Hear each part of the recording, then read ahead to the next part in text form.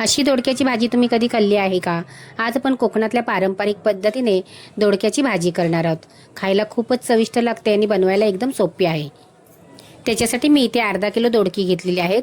दोडक्यांवरती शिरा आहेत ना, त्या शिरा आपल्याला काढून घ्यायच्या आहेत आणि त्यांना आपल्याला कापून घ्यायचे आहेत. तुम्हाला जेवढी फोडं पाहिजेत ना, तेवढी लहान मोठी फोडं करायची. थोडीशी फोडं आहेत ना, ते मोठेच ठेवायचे.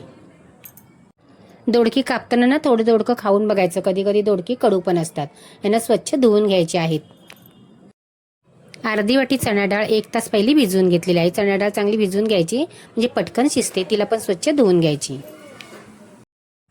टोप गरम झाला की 1 चमचा तेल घालायचं. 4 ते 5 कढीपत्त्याची पानं, 1 टोमॅटो, 1 कांदा, 2 चमचे घरचा लाल मसाला, अर्धा चमचा हळद.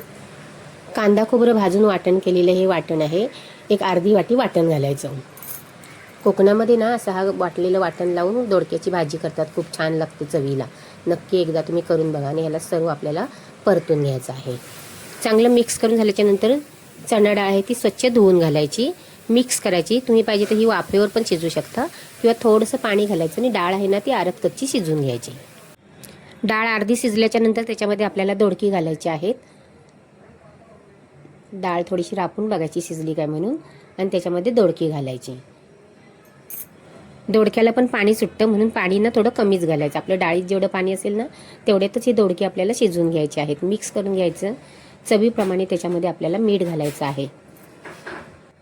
भाजी एकदम सुकी करायची नाही आहे, रसरशीत करायची. त्याप्रमाणे इथे मीठ घालायचं आहे. मीठ घालायचं, मिक्स करायचं आणि झाकण ठेवून हिला मध्यम आचेवरती आपल्याला शिजवून घ्यायची आहे. झटपट आपली ही दोडक्याची भाजी तयार झालेली आहे. अशी रसरशीत ठेवायची.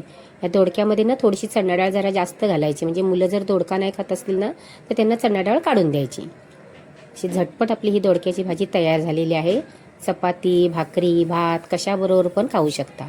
आजची जर तुम्हाला कोकणातल्या पद्धतीने मसाला लावून केलेली दोडक्याची भाजी आवडली तर नक्की लाईक करा, कमेंट करा, तुमच्या मित्रमंडळींना शेअर करा. वेळात वेळ काढून तुम्ही माझे व्हिडिओ बघता त्याबद्दल मी तुमचे खूप खूप मनापासून आभार मानते. थँक्यू.